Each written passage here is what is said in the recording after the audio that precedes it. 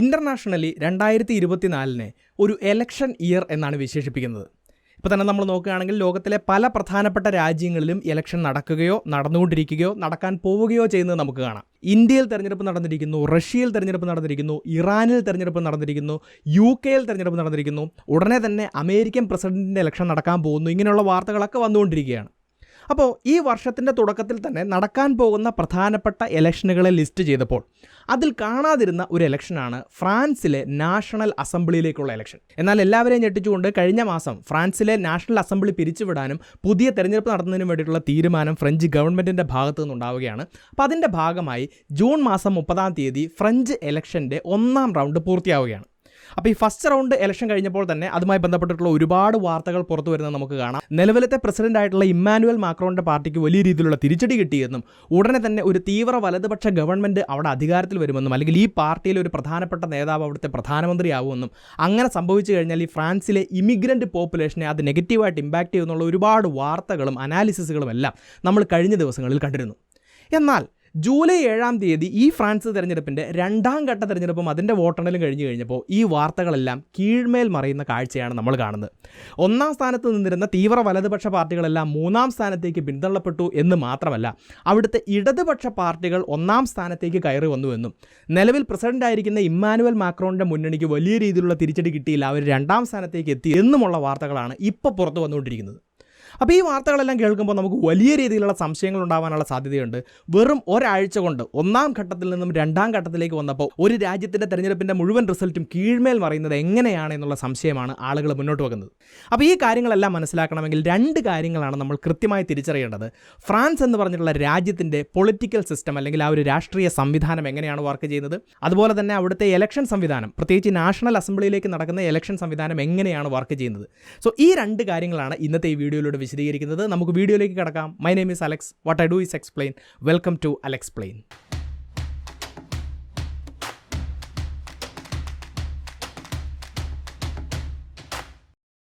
ഇപ്പോൾ വീഡിയോയിലേക്ക് കടക്കുന്നതിന് മുന്നേ നിങ്ങളൊരു നിക്ഷേപാവസരം പരിചയപ്പെടുത്താൻ വേണ്ടി ആഗ്രഹിക്കുകയാണ്. നിങ്ങൾ ഓരോ മാസവും നിങ്ങളാൽ കഴിയുന്ന ഒരു തുക മാറ്റിവെച്ച് ഇൻവെസ്റ്റ്മെൻറ്റ് സ്റ്റാർട്ട് ചെയ്യാൻ താല്പര്യപ്പെടുന്നുണ്ടെങ്കിൽ നിങ്ങൾക്കൊരു നല്ല അവസരം വന്നിരിക്കുകയാണ്. ബജാജ് അലയൻസ് ലൈഫ് അവരുടെ ഒരു NFO ലോഞ്ച് ചെയ്തിരിക്കുകയാണ്. ഒരു കാര്യം പ്രത്യേകം ശ്രദ്ധിക്കുക, ഈ മാസം 15 വരെ മാത്രമാണ് നിങ്ങൾക്ക് ഈ NFOയിൽ നിക്ഷേപിക്കാൻ അവസരമുള്ളൂ. അപ്പോൾ ഇവിടെ നിങ്ങൾ നിക്ഷേപിക്കുന്ന ഫണ്ടിൻ്റെ ഒരു ഭാഗം സുരക്ഷിതമാക്കി വെക്കുകയും മറ്റൊരു ഭാഗം നിഫ്റ്റി ആൽഫ 50 കമ്പനികളിൽ ഇൻവെസ്റ്റ് ചെയ്യുകയുമാണ് ചെയ്യുന്നത്. അപ്പോൾ ഈ ഒരു ഇൻഡെക്സിൻ്റെ കഴിഞ്ഞ കാലഘട്ടങ്ങളിലെ പെർഫോമൻസ് നോക്കുകയാണെങ്കിൽ കഴിഞ്ഞ 5-10 വർഷങ്ങളിൽ 32.9%-ൻ്റെയും 26.4%-ൻ്റെയും റിട്ടേൺസ് വന്നിരിക്കുന്നത് കാണാം. മറ്റൊരു രീതിയിൽ പറഞ്ഞാൽ 2014 നിങ്ങൾ ഇങ്ങനെ ഒരു ഫണ്ടിൽ നിക്ഷേപിച്ചിരുന്നുവെങ്കിൽ 10 വർഷത്തിനുള്ളിൽ നിങ്ങൾക്ക് 10 മടങ്ങിൻ്റെ റിട്ടേൺസ് ലഭിക്കുമായിരുന്നു. അപ്പോൾ ഇവിടെ നിങ്ങൾ നിക്ഷേപിക്കുന്ന തുക സുരക്ഷിതമായിരിക്കും, നിങ്ങൾക്ക് ലഭിക്കുന്ന ലാഭം എന്ന് പറയുന്നത് മാർക്കറ്റിൻ്റെ പെർഫോമൻസിനെ അനുസരിച്ചിട്ടായിരിക്കും എന്നുള്ളത് മനസ്സിലാക്കുക. ഇനി ഈ ബജാജ് അലയൻസ് ലൈഫ് എന്ന് പറഞ്ഞിട്ടുള്ള കമ്പനി തന്നെ നോക്കുകയാണെങ്കിൽ അവരുടെ സോൾവൻസി റേഷ്യോ 432%-വും അവരുടെ AUM 1.11 ലക്ഷം കോടി രൂപയുമാണ് എന്ന് കാണാം. ഇനി ഇവർ തന്നെ 2023 മെയ് മാസത്തിൽ ആരംഭിച്ചിട്ടുള്ള ഒരു ഫണ്ട് നോക്കുകയാണെങ്കിൽ 78% റിട്ടേൺസ് വന്നിരിക്കുന്നത് കാണാം. ഇനി NRIs ആയിട്ടുള്ള ആളുകളൊക്കെ സംബന്ധിച്ചിടത്തോളം മാസം ഒരു 18,000 രൂപയൊക്കെ നിക്ഷേപിക്കുകയാണെങ്കിൽ 2 കോടിയുടെ വരെ റിട്ടേൺ ആണ് കമ്പനി അവകാശപ്പെടുന്നത് എന്ന് നമുക്ക് കാണാം. സോ നിലവിൽ ഈ ഒരു NFOയുടെ NAV എന്ന് പറയുന്നത് വെറും 10 രൂപ മാത്രമാണ്. സോ നിങ്ങൾക്ക് ഇതിനെക്കുറിച്ച് കൂടുതൽ അറിയാനും അതിനുശേഷം നിക്ഷേപിക്കണമോ വേണ്ടയോ എന്നുള്ള തീരുമാനം എടുക്കാനും സഹായകരമായിട്ടുള്ള ലിങ്കുകളും കാര്യങ്ങളും ഞാൻ ഡിസ്ക്രിപ്ഷനിലും പിൻഡ് കമൻറ്റിലും കൊടുക്കുന്നുണ്ട്. തീർച്ചയായിട്ടും നിങ്ങൾ ചെക്കൗട്ട് ചെയ്യുക. നമുക്ക് വീഡിയോയിലേക്ക് തിരിച്ചു വരാം. അപ്പോൾ ഇവിടെ ഒന്നാമത്തെ ചോദ്യം ഫ്രാൻസിൻ്റെ പൊളിറ്റിക്കൽ സിസ്റ്റം എങ്ങനെയാണ് വർക്ക് ചെയ്യുന്നത് എന്നുള്ളതാണ്. അപ്പോൾ അവിടുത്തെ കോൺസ്റ്റിറ്റ്യൂഷൻ അനുസരിച്ചിട്ടാണ് ഈ പൊളിറ്റിക്കൽ സിസ്റ്റം മുന്നോട്ട് പോകുന്നത്. ഫ്രാൻസിൻ്റെ ലേറ്റസ്റ്റ് കോൺസ്റ്റിറ്റ്യൂഷൻ നിലവിൽ വരുന്നത് 1956 എന്ന് കാണാം. അപ്പോൾ ആ ഒരു കോൺസ്റ്റിറ്റ്യൂഷൻ പ്രകാരം ഫ്രാൻസിലെ ഗവൺമെൻറ് ഒരു unitary semi presidential republic government ആണ് എന്ന് കാണാം. അപ്പോൾ ഇതെന്താണെന്ന് മനസ്സിലാക്കണമെങ്കിൽ ഇതിനകത്ത് ആദ്യത്തെ വാക്ക് യൂണിറ്ററി എന്ന് പറഞ്ഞിട്ടുള്ള വാക്കാണ്. യൂണിറ്ററി എന്ന് പറഞ്ഞു കഴിഞ്ഞാൽ ഒരു സ്വതന്ത്ര പരമാധികാര രാജ്യത്തിൽ ഒരു ഗവൺമെൻറ്റിൻ്റെ കീഴിൽ എല്ലാ അധികാരവും വരുമ്പോഴാണ് അതിനെ യൂണിറ്ററി ഗവൺമെൻറ് എന്ന് പറയുന്നത്. ഇനി ഇവിടുത്തെ രണ്ടാമത്തെ വാക്ക് സെമി പ്രസിഡൻഷ്യൽ എന്ന് പറഞ്ഞിട്ടുള്ള വാക്കാണ്. ലോകത്ത് പല രാജ്യങ്ങളിലും പല രീതിയിലാണ് ഭരണം മുന്നോട്ട് പോകുന്നത് എന്ന് നമുക്ക് കാണാം. ഇപ്പോൾ നമ്മൾ ഇന്ത്യ നോക്കുകയാണെങ്കിൽ പാർലമെൻ്ററി ഫോം ഓഫ് ഗവൺമെൻറ് ആണ് മുന്നോട്ട് പോകുന്നത് എന്ന് കാണാം. അതായത് നമ്മുടെ ഗവൺമെൻറ് നമ്മുടെ പാർലമെൻറ്റിന് പൂർണ്ണമായിട്ടും റെസ്പോൺസിബിൾ ആയിരിക്കും. എന്താണ് പാർലമെൻ്ററി ഫോം ഓഫ് ഗവൺമെൻറ് എന്ന് വിശദമായിട്ട് ഞാൻ മറ്റു വീഡിയോകളിൽ പറഞ്ഞിട്ടുള്ളതുകൊണ്ട് അതിലേക്ക് ഡീപ്പായിട്ട് പോകുന്നില്ല. ഇനി നമ്മൾ USA പോലെയുള്ള രാജ്യങ്ങൾ നോക്കുകയാണെങ്കിൽ അവിടെ പ്രസിഡൻഷ്യൽ ഫോം ഓഫ് ഗവൺമെൻറ് ആണ് എന്ന് കാണാം. പ്രസിഡന്റ് നേരിട്ടാണ് അവിടുത്തെ ഗവൺമെൻറ്റിനെ തിരഞ്ഞെടുക്കുകയും മുന്നോട്ട് കൊണ്ടുപോവുകയും ചെയ്യുന്നത്. ഇനി നമുക്ക് ഫ്രാൻസിലെ ഈ സെമി പ്രസിഡൻഷ്യൽ ഗവൺമെൻറ് എങ്ങനെയാണ് മുന്നോട്ട് പോകുന്നതെന്ന് മനസ്സിലാക്കാൻ വേണ്ടി ശ്രമിക്കാം. ഇപ്പോൾ നമ്മൾ ഫ്രാൻസ് നോക്കുകയാണെങ്കിൽ ഫ്രാൻസിലെ ഹെഡ് ഓഫ് ദി സ്റ്റേറ്റ് എന്ന് പറയുന്നത് അവിടുത്തെ പ്രസിഡൻ്റാണ്. ഇപ്പോൾ പ്രസിഡന്റ് ഒരുപാട് അധികാരങ്ങളുള്ള ഒരു സ്ഥാനമാണ് എന്ന് മനസ്സിലാക്കുക. ഓരോ 5 വർഷവും കൂടുമ്പോൾ ജനങ്ങൾ നേരിട്ട് വോട്ട് ചെയ്തിട്ടാണ് ഫ്രാൻസിലെ പ്രസിഡന്റിനെ തിരഞ്ഞെടുക്കുന്നത്. അപ്പോൾ ഇൻ്റർനാഷണൽ ലെവലിൽ ഫ്രാൻസ് എന്ന് പറഞ്ഞിട്ടുള്ള രാജ്യത്തെ റെപ്രസെൻറ്റ് ചെയ്യുന്നത് ഈ ഫ്രഞ്ച് പ്രസിഡന്റാണ് എന്ന് കാണാം. അതുപോലെ തന്നെ ഫ്രാൻസിലെ ആർമിയുടെ കമാൻഡർ ഇൻ ചീഫ് എന്ന് പറയുന്നത് ഫ്രഞ്ച് പ്രസിഡന്റാണ്. അവരുടെ ഫോറിൻ പോളിസി, അവരുടെ ഡിഫൻസ്, ഫ്രാൻസിൻ്റെ സെക്യൂരിറ്റി, ഇങ്ങനെയുള്ള കാര്യങ്ങളിലെല്ലാം തീരുമാനമെടുക്കുന്ന വ്യക്തമായിട്ട് അധികാരമുള്ള ഒരു പൊസിഷനാണ് അവിടുത്തെ പ്രസിഡന്റ് എന്ന് പറയുന്നത്. പക്ഷേ ഫ്രാൻസിൻ്റെ ഗവൺമെൻറ് നമ്മൾ നോക്കുകയാണെങ്കിൽ അവിടെ പ്രസിഡൻറ്റ് മാത്രമല്ല, അവിടെ ഒരു പ്രൈം മിനിസ്റ്ററും അതുപോലെ തന്നെ ഒരു മന്ത്രിസഭയും ഒക്കെ വരുന്നത് നമുക്ക് കാണാം. അപ്പോൾ ഈ പ്രൈം മിനിസ്റ്ററും മന്ത്രിസഭയും എങ്ങനെയാണ് തിരഞ്ഞെടുക്കപ്പെടുന്നത്? നമ്മുടെ ഇന്ത്യയിലെ പോലെ തന്നെ അവിടുത്തെ പാർലമെൻറ്റിലേക്ക് ഇലക്ഷൻ നടക്കുകയും ഈ പാർലമെൻറ്റിൻ്റെ അധോസഭയായിട്ടുള്ള ലോവർ ഹൗസ് ആയിട്ടുള്ള നാഷണൽ അസംബ്ലിയിൽ കൃത്യമായിട്ട് ഭൂരിപക്ഷം കിട്ടുന്ന പാർട്ടി അല്ലെങ്കിൽ മുന്നണിയാണ് അവിടുത്തെ പ്രധാനമന്ത്രിയെയും മറ്റ് മന്ത്രിമാരെയും ഒക്കെ തിരഞ്ഞെടുക്കുന്നത്. ഇവിടെ ഒരു കാര്യം മനസ്സിലാക്കണം, ഈ ഫ്രഞ്ച് അസംബ്ലിക്ക് വ്യക്തമായിട്ടുള്ള അധികാരങ്ങളുണ്ട്. ഫ്രാൻസിൽ പുതിയ ഏതെങ്കിലും നിയമങ്ങൾ മുന്നോട്ട് വെക്കണമെങ്കിൽ അത് ഈ ഫ്രഞ്ച് അസംബ്ലിയിൽ ബില്ലുകൾ പാസ്സാക്കിയാൽ മാത്രമേ പുതിയ നിയമങ്ങൾ വരികയുള്ളൂ. ഫ്രാൻസിൻ്റെ കോൺസ്റ്റിറ്റ്യൂഷനെ അമെൻഡ് ചെയ്യാനുള്ള അധികാരം ഈ ഫ്രഞ്ച് അസംബ്ലിക്കാണുള്ളത് എന്ന് കാണാം. അതുപോലെ തന്നെ ഫ്രാൻസ് എന്ന രാജ്യത്തിൻ്റെ എക്കോണമി അല്ലെങ്കിൽ അവിടുത്തെ ബജറ്റൊക്കെ പാസ്സാക്കുന്നതിനുള്ള അധികാരം ഫ്രഞ്ച് അസംബ്ലിക്കാണുള്ളത്. ഇത് മാത്രമല്ല, പ്രസിഡന്റിനെ ഇംപീച്ച് ചെയ്ത് പുറത്താക്കുന്നതിനുള്ള അധികാരവും ഈ ഫ്രഞ്ച് അസംബ്ലിക്കുണ്ട് എന്ന് കാണാം. അതുകൊണ്ട് തന്നെ ആ ഒരു പാർലമെന്ററി സെറ്റപ്പ് അല്ലെങ്കിൽ അവിടുത്തെ ഫ്രഞ്ച് അസംബ്ലി വ്യക്തമായിട്ട് അധികാരമുള്ള ഒരു ബോഡിയാണ്. അവിടെ ഭൂരിപക്ഷമുള്ള പാർട്ടിയിൽ നിന്നുമാണ് പ്രധാനമന്ത്രിയെയും മറ്റ് മന്ത്രിമാരെയും ഒക്കെ തിരഞ്ഞെടുക്കുന്നത്. സോ പ്രസിഡന്റ് കൈകാര്യം ചെയ്യാത്ത എല്ലാ വകുപ്പുകളുടെയും അധികാരം ഈ പ്രധാനമന്ത്രിക്കും മറ്റ് മന്ത്രിമാർക്കുമാണ് എന്ന് കാണാം. അപ്പോൾ ഈ രീതിയിൽ പ്രസിഡന്റിന്റെയും അതുപോലെ തന്നെ പാർലമെന്റിന്റെയും ഇടയിൽ അധികാരം ഇങ്ങനെ പങ്കുവെക്കപ്പെടുന്ന ഒരു രീതിയിലാണ് ഫ്രാൻസ് മുന്നോട്ട് പോകുന്നത്. അതിനെയാണ് സെമി പ്രസിഡൻഷ്യൽ റിപ്പബ്ലിക് എന്ന് പറഞ്ഞുകൊണ്ട് ഉദ്ദേശിക്കുന്നത്. ഇനി നമുക്ക് രണ്ടാമത്തെ ചോദ്യത്തിലേക്ക് വരാം. ഫ്രാൻസിന്റെ ഇലക്ഷൻ സിസ്റ്റം എങ്ങനെയാണ് വർക്ക് ചെയ്യുന്നത്? ഇപ്പോൾ നമ്മൾ നോക്കുകയാണെങ്കിൽ നമ്മൾ അവിടുത്തെ അസംബ്ലിയിലേക്കുള്ള ഇലക്ഷനെ കുറിച്ചാണ് പറയുന്നത്. ഫ്രാൻസിൻ്റെ അസംബ്ലി നമ്മൾ നോക്കുകയാണെങ്കിൽ അവിടെ 2 സഭകളുണ്ട്. ഒരു അപ്പർ ഹൗസ്, സെനറ്റ് എന്ന് പറഞ്ഞിട്ടുള്ള ഒരു അപ്പർ ഹൗസ് ഉണ്ട്. അതുപോലെ തന്നെ നാഷണൽ അസംബ്ലി എന്ന് പറഞ്ഞിട്ടുള്ള ഒരു ലോവർ ഹൗസും ഉള്ളത് കാണാം. ഈ ലോവർ ഹൗസിലേക്കുള്ള തിരഞ്ഞെടുപ്പാണ് ഇവിടെ നടന്നത്. അതുകൊണ്ട് തന്നെ ആ തിരഞ്ഞെടുപ്പ് എങ്ങനെയാണ് നടക്കുന്നതെന്ന് മനസ്സിലാക്കാൻ വേണ്ടി നമുക്ക് ശ്രമിക്കാം. അപ്പോൾ ഈ നാഷണൽ അസംബ്ലിയിൽ മുഴുവൻ 577 സീറ്റുകളാണുള്ളത്. അതുകൊണ്ട് തന്നെ ഫ്രാൻസ് എന്ന് പറഞ്ഞിട്ടുള്ള രാജ്യത്തെ 577 കോൺസ്റ്റിറ്റ്യുവൻസികളായിട്ട് തിരിച്ച് ഈ ഓരോ കോൺസ്റ്റിറ്റ്യുവൻസിയിലുമാണ് ഇലക്ഷൻസ് നടക്കുന്നത്. അപ്പോൾ ഈ തെരഞ്ഞെടുപ്പ് 2 ഘട്ടങ്ങളിലായിട്ടാണ്, 2 റൗണ്ടുകളിലായിട്ടാണ് നടക്കുന്നത് എന്നുള്ള കാര്യം ആദ്യം തന്നെ മനസ്സിലാക്കാം. അപ്പോൾ ഇവിടെ 1ാം ഘട്ടത്തിൽ നടക്കുന്നത് എന്താണെന്ന് ചോദിച്ചു കഴിഞ്ഞാൽ ഈ ഓരോ കോൺസ്റ്റിറ്റ്യുവൻസിയിലും എത്ര സ്ഥാനാർത്ഥികൾക്ക് വേണമെങ്കിലും മത്സരിക്കാം. ആളുകൾ അവർക്ക് ഇഷ്ടപ്പെട്ട സ്ഥാനാർത്ഥികൾക്ക് വോട്ട് ചെയ്യുന്നു, അല്ലെങ്കിൽ വോട്ടെടുപ്പ് നടക്കുന്നു. അതിനുശേഷം വോട്ടെണ്ണൽ നടക്കുന്നു. ഇങ്ങനെ ഈ വോട്ട് എണ്ണിക്കഴിയുമ്പോൾ അവിടെ ഏറ്റവും കൂടുതൽ വോട്ട് കിട്ടിയ സ്ഥാനാർത്ഥി ജയിക്കുകയല്ല ചെയ്യുന്നത്. ഈ ഏറ്റവും കൂടുതൽ വോട്ട് കിട്ടിയ സ്ഥാനാർത്ഥിക്ക് ആകെ പോൾ ചെയ്ത വോട്ടിലെ 50% മേലെ വോട്ടുകൾ ഉണ്ടെങ്കിൽ മാത്രമേ അദ്ദേഹത്തെ വിജയിയായിട്ട് പ്രഖ്യാപിക്കുകയുള്ളൂ. സോ ആർക്കെങ്കിലും 50% മേലെ വോട്ട് കിട്ടിയിട്ടുണ്ടെങ്കിൽ അയാളെ വിജയിയായിട്ട് പ്രഖ്യാപിക്കുന്നു. ആ തെരഞ്ഞെടുപ്പ് അതോടുകൂടി അവസാനിക്കുന്നു. പക്ഷേ ഭൂരിഭാഗ സമയങ്ങളിലും ഒരു സ്ഥാനാർത്ഥിക്കും 50% മേലെ വോട്ട് കിട്ടാറില്ല. അപ്പോൾ അത് 2ാം റൗണ്ട് വോട്ടിങ്ങിലേക്ക് പോകുന്നു. പക്ഷേ ഇവിടെ 2ാം റൗണ്ട് വോട്ടിംഗ് എങ്ങനെയാണ് നടക്കുന്നതെന്ന് കൃത്യമായിട്ട് മനസ്സിലാക്കണം. അപ്പോൾ ഈ 2ാം റൗണ്ടിൻ്റെ ഒരു പ്രത്യേകതയുണ്ട്. ആദ്യത്തെ റൗണ്ടിൽ മത്സരിച്ചിട്ടുള്ള എല്ലാ കാൻഡിഡേറ്റ്സിനും ഈ 2ാം റൗണ്ടിൽ മത്സരിക്കാൻ സാധിക്കുകയില്ല. ആദ്യത്തെ റൗണ്ടിൽ മത്സരിച്ച് ഏറ്റവും കൂടുതൽ വോട്ട് കിട്ടിയ ആദ്യത്തെ 2 സ്ഥാനാർത്ഥികൾക്ക് മാത്രമേ ഈ 2ാം റൗണ്ടിൽ മത്സരിക്കാൻ സാധിക്കുകയുള്ളൂ. അപ്പോൾ ഫ്രാൻസിലെ ഇലക്ഷൻസ് നോക്കുകയാണെങ്കിൽ ഭൂരിഭാഗ സമയങ്ങളിലും 2ാം റൗണ്ടിൽ വരും 2 സ്ഥാനാർത്ഥികൾ മാത്രമേ മത്സരിക്കുന്നുള്ളൂ എന്ന് നമുക്ക് കാണാൻ കഴിയും. എന്നാൽ ചില അവസരങ്ങളിൽ 3 സ്ഥാനാർത്ഥികളും 4 സ്ഥാനാർത്ഥികളുമൊക്കെ ഈ 2ാം റൗണ്ടിൽ മത്സരിക്കുന്നത് കാണാം. അതെങ്ങനെയാണെന്ന് ചോദിക്കുകയാണെങ്കിൽ ആദ്യത്തെ 2 സ്ഥാനാർത്ഥികൾക്ക് പുറമെ ഏതെങ്കിലും സ്ഥാനാർത്ഥികൾക്ക് 1ാം റൗണ്ടിൽ 12.5% മേലെ വോട്ട് കിട്ടിയിട്ടുണ്ടെങ്കിൽ അതൊരു സിഗ്നിഫിക്കൻ്റ് എമൗണ്ട് ഓഫ് വോട്ടായിട്ട് കണക്കാക്കുകയും ആ സ്ഥാനാർത്ഥികൾക്കും 2ാം റൗണ്ടിൽ മത്സരിക്കാൻ സാധിക്കുകയും ചെയ്യും.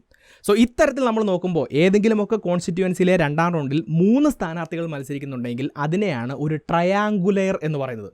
അതുപോലെ തന്നെ വളരെ റെയറായിട്ട് ചില സ്ഥലങ്ങളിൽ 4 സ്ഥാനാർത്ഥികൾ ഈ 2ാം റൗണ്ടിൽ മത്സരിക്കുന്നത് കാണാം. അപ്പോൾ ഈ രീതിയിലാണ് ഈ 2ാം റൗണ്ട് വോട്ടിംഗ് എന്നുള്ളത് മനസ്സിലാക്കുക. അപ്പോൾ ഈ 2ാം റൗണ്ടിന് ശേഷം വോട്ട് എണ്ണി കഴിയുമ്പോൾ ഏതെങ്കിലും സ്ഥാനാർത്ഥിക്ക് 50% മേലെ വോട്ട് കിട്ടിയിട്ടുണ്ടെങ്കിൽ അയാളെ വിജയിയായിട്ട് പ്രഖ്യാപിക്കുകയാണ് ചെയ്യുന്നത്. ഭൂരിഭാഗ സമയങ്ങളിലും ഈ 2 റൗണ്ടുകളാണ് ഫ്രാൻസിൽ നടക്കുന്നത് എന്നുള്ളത് മനസ്സിലാക്കാം. പക്ഷേ ഇവിടെ ഒരു കാര്യം മനസ്സിലാക്കണം, ഈ 2ാം റൗണ്ടിൽ 3 സ്ഥാനാർത്ഥികൾ മത്സരിക്കുന്ന ട്രയാങ്കുലർ എന്ന് പറയുന്നത് വളരെ വളരെ ഇമ്പോർട്ടൻ്റ് ആണ്.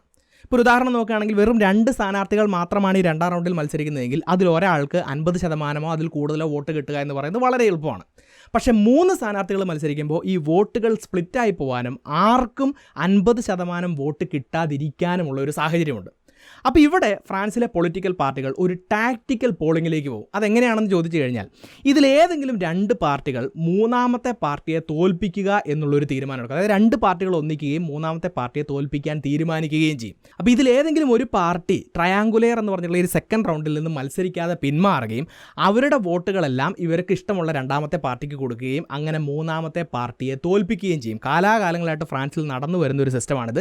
ഇതിനെയാണ് അവർ ടാക്റ്റിക്കൽ പോളിംഗ് എന്ന് പറയുന്നത്. അപ്പോൾ ഈ ടാക്റ്റിക്കൽ പോളിംഗ് നടക്കണമെങ്കിൽ ട്രയാങ്കുലർ എന്ന് പറയുന്നത്, അതായത് മൂന്ന് സ്ഥാനാർത്ഥികൾ മത്സരിക്കുക എന്ന് പറയുന്നത് വളരെ ഇമ്പോർട്ടൻ്റ് ആണ്. അപ്പോൾ ഈ ട്രയാങ്കുലറിൻ്റെ ഇമ്പോർട്ടൻസ് എന്താണെന്ന് ഇപ്പോൾ നിങ്ങൾക്ക് മനസ്സിലായിട്ടുണ്ടെന്ന് വിശ്വസിക്കുന്നു. അപ്പോൾ ഇത്രയും കാര്യങ്ങൾ മനസ്സിലായിട്ടുണ്ടെങ്കിൽ നിലവിലത്തെ ഫ്രഞ്ച് ഇലക്ഷനിൽ എന്താണ് നടന്നതെന്ന് മനസ്സിലാക്കാൻ വേണ്ടി ശ്രമിക്കാം. ഇപ്പോൾ തന്നെ അവിടെ പ്രധാനമായിട്ടും 4 മുന്നണികളാണ് ഈ തെരഞ്ഞെടുപ്പിൽ മത്സരിക്കുന്നത്. ഒരുപാട് രാഷ്ട്രീയ പാർട്ടികൾ അവിടെയുണ്ട്. ഏറ്റവും പ്രധാനപ്പെട്ട 4 മുന്നണികളാണെന്ന് കാണാം. അപ്പോൾ ഈ 4 മുന്നണികളിലെ വളരെ പ്രധാനപ്പെട്ട ഒരു മുന്നണിയാണ് അവിടുത്തെ സെൻട്രിസ്റ്റ് പാർട്ടികളുടെ മുന്നണിയായിട്ടുള്ള എൻസോംബിൾ എന്ന് പറയുന്നത്. അതായത് വലതുപക്ഷവുമല്ല ഇടതുപക്ഷവുമല്ല, ഒരു മോഡറേറ്റ് വ്യൂവിൽ മുന്നോട്ട് പോകുന്ന പാർട്ടികളെയാണ് സെൻട്രിസ്റ്റ് പാർട്ടികൾ എന്ന് പറയുന്നത്. ഇപ്പോഴത്തെ നിലവിലത്തെ പ്രസിഡന്റ് ആയിട്ടുള്ള ഇമ്മാനുവൽ മാക്രോണിൻ്റെ പാർട്ടിയൊക്കെ ഈ മുന്നണിയുടെ ഭാഗമാണ് എന്ന് കാണാം. അപ്പോൾ കുറച്ചുകൂടെ പ്രോ യൂറോപ്യൻ യൂണിയൻ, അത് യൂറോപ്യൻ യൂണിയനോട് ചേർന്ന് നിൽക്കുന്ന ഒരു പോളിസി, സോഷ്യൽ അപ്ലിഫ്റ്റ്മെൻറ്റ്, അതുപോലെ തന്നെ ലിബറൽ എക്കണോമിക് പോളിസി, ഇങ്ങനെയൊക്കെയുള്ള പോളിസികളുമായിട്ടാണ് അവർ മുന്നോട്ട് പോകുന്നത്. ഇനി ഇവിടുത്തെ രണ്ടാമത്തെ പ്രധാനപ്പെട്ട മുന്നണിയാണ് ന്യൂ പോപ്പുലർ ഫ്രണ്ട്. ഫ്രഞ്ച് ഭാഷയിൽ അതിനെ NFP എന്നാണ് വിളിക്കുന്നത്. അവിടുത്തെ ലെഫ്റ്റ് അതുപോലെ തന്നെ ഫാർ ലെഫ്റ്റ്, തീവ്ര ഇടതുപക്ഷ പാർട്ടികളുടെ മുന്നണിയാണ് ഇവരെന്ന് പറയുന്നത്. ഇപ്പോൾ ഇവരും പ്രോ യൂറോപ്യൻ യൂണിയൻ തന്നെയാണ്. അതുപോലെ തന്നെ ഇവർ പ്രോ ഇമിഗ്രേഷൻ ആണ്, കൂടുതൽ ഇമിഗ്രൻസിനെ സപ്പോർട്ട് ചെയ്യണം, അതുപോലെ തന്നെ അഭ്യർത്ഥികളെ സപ്പോർട്ട് ചെയ്യണം എന്നൊക്കെ പറയുന്ന പാർട്ടിയാണ്. അതുപോലെ തന്നെ സോഷ്യലിസം, വർക്കേഴ്സ് റൈറ്റ്, ഇങ്ങനെയുള്ള ആശയങ്ങൾ മുന്നോട്ട് വെക്കുന്ന പാർട്ടികളുടെ ആ ഒരു ഗ്രൂപ്പിനെയാണ് NFP എന്ന് പറയുന്നത്. ഇനി ഇവിടുത്തെ മൂന്നാമത്തെ പ്രധാനപ്പെട്ട പാർട്ടിയാണ് നാഷണൽ റാലി എന്ന് പറയുന്നത്. അവരൊരു ഫാർ റൈറ്റ് പാർട്ടിയാണ്, ഒരു തീവ്ര വലതുപക്ഷ പാർട്ടിയാണ് എന്ന് കാണാം. യൂറോപ്യൻ യൂണിയനുമായിട്ട് ഫ്രാൻസിൻ്റെ ബന്ധം കുറച്ച് സ്കെപ്റ്റിക്കലായിട്ടാണ് അവർ കാണുന്നത്. അതുപോലെ തന്നെ ഇവരൊരു ആൻറ്റി ഇമിഗ്രേഷൻ പാർട്ടിയാണ്, ഇമിഗ്രേഷൻ കുറച്ചുകൂടെ സ്ട്രിക്റ്റ് ആക്കണമെന്ന് പറഞ്ഞിട്ടുള്ള ഒരു പാർട്ടിയാണ്. അതുപോലെ തന്നെ ഫ്രഞ്ച് നാഷണലിസത്തെ ഉയർത്തിപ്പിടിക്കുന്ന ഒരു പാർട്ടിയാണ്. ഇങ്ങനെയുള്ള ഫാർ റൈറ്റ് വിങ് പാർട്ടികളുടെ പ്രധാനപ്പെട്ട ഒരു പാർട്ടിയാണ് നാഷണൽ റാലി എന്ന് പറയുന്നത്. അതുപോലെ തന്നെ നാലാമത് ഇവിടെ ഒരു റിപ്പബ്ലിക്കൻ പാർട്ടിയെ നമുക്ക് കാണാം. അവിടെ സെൻട്രൽ പാർട്ടികളുടെയും അതുപോലെ തന്നെ ഫാർ റൈറ്റ് വിങ്ങിൻ്റെയും ഇടയിൽ വരുന്ന കുറച്ചുകൂടി മോഡറേറ്റ് റൈറ്റ് വിങ് ആയിട്ടുള്ള ഒരു പാർട്ടിയാണ് റിപ്പബ്ലിക്കൻ പാർട്ടി എന്ന് പറയുന്നത്. ഇങ്ങനെയുള്ള 4 പാർട്ടികൾ അല്ലെങ്കിൽ 4 മുന്നണികളാണ് പ്രധാനമായിട്ടും ഈ തെരഞ്ഞെടുപ്പിൽ മത്സരിക്കുന്നത്. അങ്ങനെ ജൂൺ മാസം 30 ഫ്രാൻസിലെ നാഷണൽ അസംബ്ലിയിലേക്കുള്ള ഫസ്റ്റ് റൗണ്ട് ഇലക്ഷൻ നടക്കുകയാണ്. അപ്പോൾ ഞാൻ നേരത്തെ പറഞ്ഞു, ഈ ഫസ്റ്റ് റൗണ്ട് ഇലക്ഷനിൽ ആരെങ്കിലും വിജയിക്കണമെങ്കിൽ അവർക്ക് 50% മേലെ വോട്ട് കിട്ടണം. അത് വളരെ റെയറായിട്ട് സംഭവിക്കാറുള്ളൂ എന്ന് പറഞ്ഞു.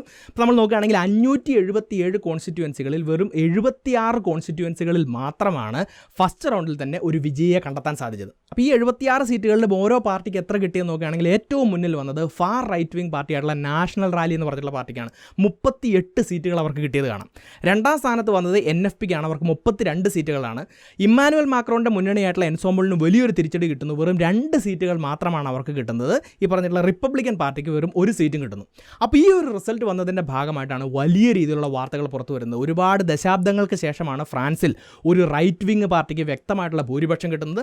അപ്പോൾ അതിൻ്റെ ഭാഗമായിട്ട് അവർ സർക്കാർ രൂപീകരിക്കുന്നു. അവർ സർക്കാർ രൂപീകരിച്ച് കഴിഞ്ഞാൽ ആൻറ്റി ഇമിഗ്രേഷൻ പോളിസി ഉണ്ടാകുന്നവർക്കുള്ള വാർത്തകൾ വരുന്നത് ഈ 1ാം ഘട്ട പോളിങ്ങിന് ശേഷമാണ് എന്നുള്ള കാര്യം മനസ്സിലാക്കാം. പക്ഷേ ഇവിടെ ഒരു കാര്യം കൃത്യമായിട്ട് മനസ്സിലാക്കണം. ആകെയുള്ള 577 സീറ്റുകളിലെ വെറും 76 സീറ്റുകളുടെ കാര്യത്തിൽ മാത്രമാണ് ഈ 1ാം റൗണ്ടിൽ തീരുമാനമായിട്ടുള്ളൂ.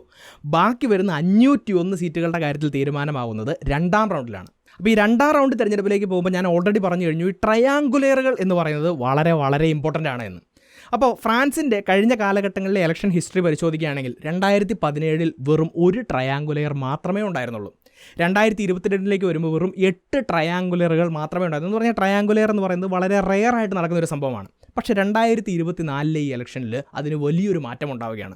വലിയ രീതിയിലുള്ള വോട്ടർ ടേൺ ഔട്ട് ഉണ്ടാകുന്നു. ഇതിന് മുന്നേ ഉള്ള ഇലക്ഷനിൽ വെറും 47.5% മാത്രമായിരുന്നു പോളിംഗ് എന്നുള്ളത് ഇവിടെ 66.7% ഉയരുകയും ട്രയാങ്കുലറുകളുടെ എണ്ണത്തിൽ ഭീമമായിട്ടുള്ളൊരു വർധനമുണ്ടാകുന്നു. 501 സീറ്റുകളിൽ റൗണ്ട് 2 ഇലക്ഷൻ നടക്കുമ്പോൾ അതിൽ 306 എണ്ണവും ട്രയാങ്കുലറുകളായി മാറുന്നു. അതുമാത്രമല്ല 4 സീറ്റുകളിൽ 4 കാൻഡിഡേറ്റ്സ് മത്സരിക്കുന്ന ഒരു അവസ്ഥയിലേക്ക് വരുന്നു. അതായത് ഫ്രാൻസിൻ്റെ രാഷ്ട്രീയ സാഹചര്യത്തിലെ വലിയൊരു മാറ്റമാണ് ഈ നമ്പറുകൾ സൂചിപ്പിക്കുന്നത് എന്നുള്ളത് മനസ്സിലാക്കാം. അപ്പോൾ ഈ രീതിയിലേക്ക് പോയി കഴിഞ്ഞപ്പോൾ ഞാൻ നേരത്തെ തന്നെ പറഞ്ഞു, ഫ്രാൻസിലെ പൊളിറ്റിക്കൽ പാർട്ടികൾ ചില ടാക്റ്റിക്കൽ പോളിങ്ങിലേക്ക് പോകുന്നു. അപ്പോൾ ഇവിടെ ഫ്രാൻസിലെ പൊളിറ്റിക്കൽ പാർട്ടികളുടെ ഒരു പ്രധാനപ്പെട്ട ശത്രു എന്ന് പറയുന്നത് അവിടുത്തെ ഫാർ റൈറ്റ് വിങ് പാർട്ടികളാണ്. 2ാം ലോക മഹായുദ്ധത്തിന് ശേഷം അല്ലെങ്കിൽ ആ ഒരു കാലഘട്ടത്തിന് ശേഷം ഫ്രാൻസിൽ ഒരു തീവ്ര വലതുപക്ഷ പാർട്ടി അധികാരത്തിൽ വന്നിട്ടില്ല എന്നുള്ളത് മനസ്സിലാക്കാം. അപ്പോൾ അതുകൊണ്ട് തന്നെ ഇവിടെ മത്സരിക്കുന്ന പ്രസിഡന്റ് മാക്രോണിൻ്റെ എൻസോംബിൾ എന്ന് പറഞ്ഞിട്ടുള്ള മുന്നണിയും അതുപോലെ തന്നെ NFP എന്ന് പറഞ്ഞിട്ടുള്ള മുന്നണിയും ഇവിടുത്തെ ഫാർ റൈറ്റ് വിങ് ആയിട്ടുള്ള നാഷണൽ റാലിക്കെതിരെ ഒരു ടാക്റ്റിക്കൽ വോട്ടിങ്ങിന് പ്ലാൻ ചെയ്യുകയാണ്. അപ്പോൾ അവരത് നടപ്പിലാക്കുകയും ചെയ്യുന്നത് കാണാം. അപ്പോൾ നമ്മൾ നോക്കുകയാണെങ്കിൽ 135 കോൺസ്റ്റിറ്റ്യുവൻസികളിൽ ഈ NFP എന്ന് പറഞ്ഞിട്ടുള്ള പാർട്ടി മത്സരത്തിൽ നിന്ന് പിന്മാറി മാറി എൻസോംബിളിനെ സഹായിക്കുന്നു. അതുപോലെ തന്നെ 83 മണ്ഡലങ്ങളിൽ എൻസോംബിൾ അവരുടെ കാൻഡിഡേറ്റിനെ പിൻവലിച്ച് ഈ NFP പാർട്ടിയുടെ സ്ഥാനാർത്ഥികളെ പിന്തുണയ്ക്കുന്നു. അപ്പോൾ ഇതിൻ്റെ ഭാഗമായിട്ട് വലിയ രീതിയിലുള്ള മാറ്റം ഈ സെക്കൻഡ് റൗണ്ട് വോട്ടിങ്ങിൽ വന്ന് നമുക്ക് കാണാം. സെക്കൻഡ് റൗണ്ട് വോട്ടിങ്ങിലെ ഫലം പരിശോധിക്കുകയാണെങ്കിൽ ഈ റിപ്പബ്ലിക്കൻ പാർട്ടിക്ക് 44 സീറ്റുകൾ കൂടി അധികമായിട്ട് കിട്ടുന്നു. നാഷണൽ റാലിക്ക് 105 സീറ്റുകൾ അധികമായിട്ട് കിട്ടുമ്പോൾ NFPക്ക് 150 സീറ്റുകളും ഇമ്മാനുവൽ മാക്രോണിൻ്റെ മുന്നണിയായിട്ടുള്ള എൻസോംബിളിന് 166 സീറ്റുകളും അധികമായിട്ട് കിട്ടുന്നത് നമുക്ക് കാണാം. സോ ഒന്നാം റൗണ്ടിലെയും രണ്ടാം റൗണ്ടിലെയും സീറ്റുകൾ കമ്പൈൻ ചെയ്ത് നമ്മളിപ്പോൾ നോക്കിക്കഴിഞ്ഞാൽ NFPക്ക് മുഴുവൻ 182 സീറ്റുകളും എൻസോംബിളിന് 168 സീറ്റുകളും നാഷണൽ റാലിക്ക് 143 സീറ്റുകളും റിപ്പബ്ലിക്കൻ പാർട്ടിക്ക് 45 സീറ്റുകൾ കിട്ടുന്നതാണ്. ഒന്നാം സ്ഥാനത്ത് നിന്ന നാഷണൽ റാലി മൂന്നാം സ്ഥാനത്തേക്ക് പിന്തള്ളപ്പെടുന്നു. രണ്ടാം സ്ഥാനത്ത് നിന്ന ഇടത് പാർട്ടികളുടെ NFP ഒന്നാം സ്ഥാനത്തേക്ക് കയറി വരുന്നു. ഒരുപാട് തിരിച്ചടി കിട്ടിയ എൻസോംബിളിന് രണ്ടാം സ്ഥാനത്തേക്ക് തിരിച്ച് കയറി വരാൻ സാധിക്കുകയും ചെയ്യുന്നു. അപ്പോൾ ഈ രീതിയിലാണ് ഒന്നാം റൗണ്ടിൽ നിന്നും രണ്ടാം റൗണ്ടിലേക്ക് പോയപ്പോൾ ഫ്രാൻസിലെ ഇലക്ഷൻ അല്ലെങ്കിൽ സീറ്റ് നിലയിൽ വലിയ രീതിയിലുള്ള മാറ്റങ്ങൾ സംഭവിക്കുകയും അത് ഫ്രാൻസിൻ്റെ പൊളിറ്റിക്കൽ പിക്ചറിനെ തന്നെ മാറ്റിമറിക്കുകയും നമ്മുടെ മീഡിയയിൽ വരുന്ന വാർത്തകളിലെല്ലാം വലിയ രീതിയിലുള്ള മാറ്റങ്ങൾ ഉണ്ടാവുകയും ചെയ്തത് എന്ന് ഇപ്പം നിങ്ങൾക്ക് മനസ്സിലായിട്ടുണ്ട് എന്ന് വിശ്വസിക്കുന്നു. പക്ഷേ ഇവിടെ ഒരു കാര്യവും കൂടെ നിങ്ങൾ തിരിച്ചറിയണം. ഫ്രാൻസിലെ നാഷണൽ അസംബ്ലിയിലെ മെജോറിറ്റി എന്ന് പറയുന്നത് പകുതിയിൽ കൂടുതൽ എന്ന് പറയുന്നത് 289 സീറ്റുകളാണ്. അപ്പോൾ അത്രയും സീറ്റുകൾ കിട്ടിയാൽ മാത്രമേ ഒരു പാർട്ടിക്കോ മുന്നണിക്കോ കൃത്യമായിട്ട് അധികാരത്തിൽ മുന്നോട്ട് പോകാൻ സാധിക്കുകയുള്ളൂ. ഇവിടെ ഒരു മുന്നണിക്കും അത്രയും സീറ്റുകൾ കിട്ടിയിട്ടില്ല എന്നുള്ളത് കാണാം. അപ്പോൾ ഫ്രാൻസ് പൊളിറ്റിക്കലി ഒരു ഡെഡ് ലോക്കിലേക്ക് അല്ലെങ്കിൽ ഒരു ഹങ് പാർലമെൻറ്റിലേക്കാണ് ഇപ്പോൾ പോയിരിക്കുന്നത്. ഇനി എന്ത് സംഭവിക്കും എന്നതിനെക്കുറിച്ച് വലിയ രീതിയിലുള്ള ചർച്ചകൾ നടക്കുന്നുണ്ട്.